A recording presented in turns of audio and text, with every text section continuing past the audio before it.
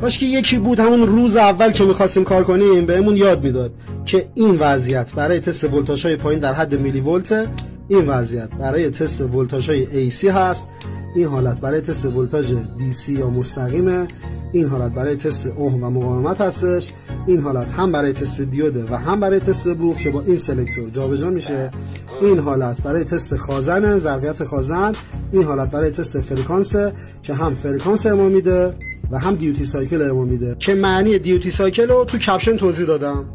این حالت برای پیدا کردن میدانهای الکتریکیه که اگه میخوای نحوه کارکردش رو بدونی کلمه میدان رو برام بفرست، چون ویدیو طولانی میشه دایرکت برات میفرستمش. این حالت برای تست ترانزیستوری مثل HFE هستش. این وضعیت برای تست دما هست که هم درجه سانتیگراد داره و هم درجه فارنهایت که با این سلکتور جابجا میشه.